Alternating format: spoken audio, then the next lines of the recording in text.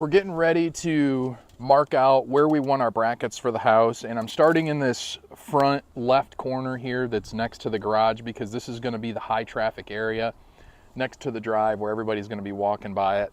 So I want to try to get this corner. If something's not going to be perfect, I want to try to get this corner as close to perfect as I can, and then we can make adjustments on the far end because there won't be as much traffic down there. So I'm going to use pencil first in case we need to make changes, and we're going to mark it 1.5 inches back from the corner each way.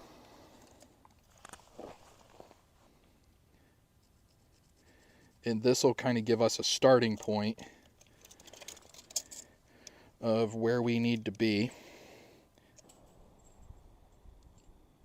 55 feet 10 inches on the nose. Okay, we're 1/8 difference. So we are 55, 10, and 1/8. So it's probably going to be out of square a little bit, but we'll adjust and make it right. Ooh, the tape is shiny. Let me know when you're ready. I'm ready. 3910. Is that what?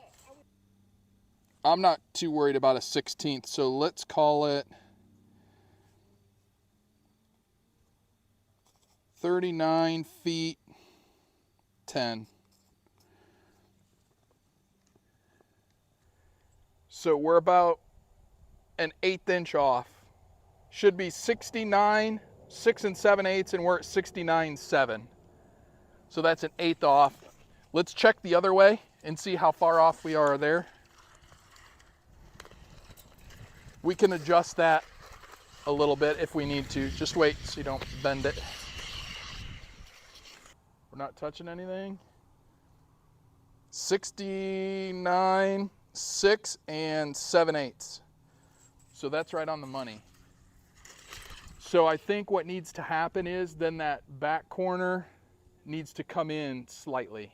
I think I have our corners placed exactly where I want them, and I learned a few lessons with the garage, and what I'm trying to do with the house is get away from that aluminum flashing that I put underneath the Versetta stone. If you remember that, if you've been following along on the build, I had to take some of the Versetta stone back off because I wasn't happy with the foundation to exterior wall transition, and I wanted to seal that up a little better. So I'm going to do a little better on planning for the house. Now that I have that experience behind me, I know exactly what I want. The corners we have placed, we snapped chalk lines on all the walls, and I checked everything to see where the outer edge of my girt board is going to lay in relation to the outside of this foundation wall. And I think we're set pretty good. All of the OSB will be outside the foundation, so when we do get rain, any rain that gets behind the exterior cladding and hits the weather barrier is going to run down on the outside of the foundation walls, not on top of it where it could possibly run back up underneath. We had to put aluminum flashing on the garage to solve that problem, but in the house I'm going to do a little better job. We're going to improve on what we did with the garage, learn from our experience. So I think we're in a good spot.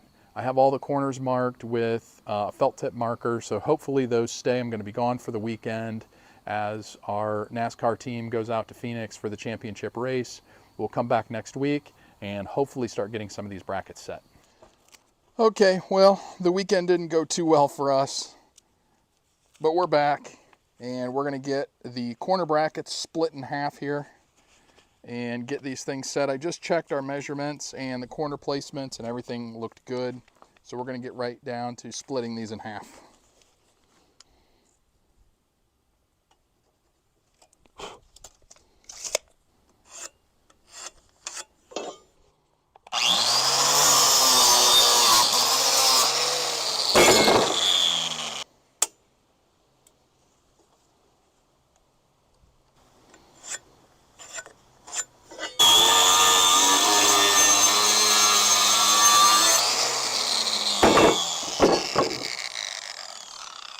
So for the corner brackets, we split these in half, and what I'm doing is I'm measuring from the outside of post to outside of post here. which for a 3-ply 2x6 post should be 4.5 inches wide, which puts me right on this chalk line. With my girt board on the outside, that puts another 1.5 inches out there, so I'm at 6 inches. And that is right at the edge of my concrete, which should be nice because then the OSB will be another 1/2 inch outside that, and that's what I'm shooting for. So all the corner posts are marked. Now what I'm going to do is go through and mark it with some markers. That way the line is more permanent, and we'll put the Tapcons in to hold the bracket in place. Man, between the weather and just life, this part of the project has taken much longer than I anticipated, but today we have the front wall brackets set. I've quadruple checked everything, and I think we're in a good spot to go ahead and temporarily anchor these down. So I'm going to go ahead and put the small Tapcon screws in just to hold the anchors in place so they don't move, and then we'll get these other 3 walls set.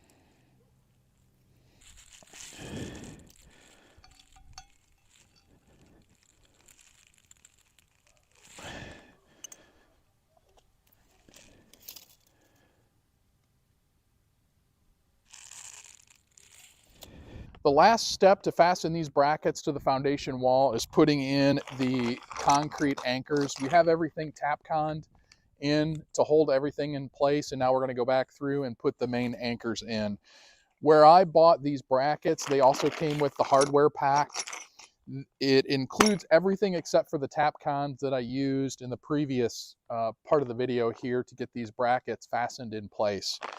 Everything else is supplied. The bracket to wood transition, you have your through bolts and your lag screws. Those are all included in this packet, and then the main concrete anchors, screw anchors are included as well. So we're going to get those put in and put a wrap on this foundation wall.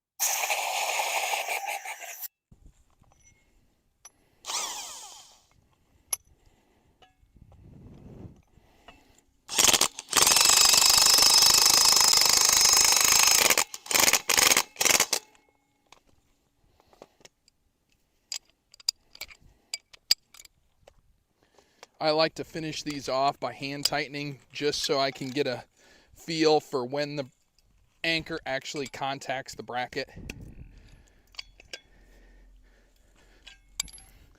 Because you definitely don't want to overdrive these.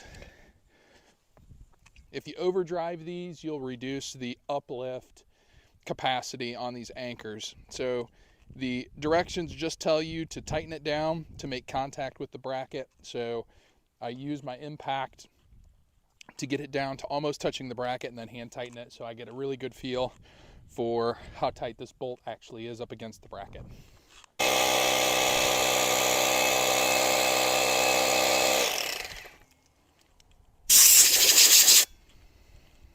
The directions tell you to blow the holes out to get all that dust out of the bottom and overdrive your holes by at least 5/8 of an inch.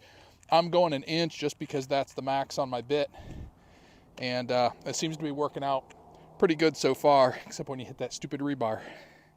I'm glad it's in there, but man, it's a pain in the butt.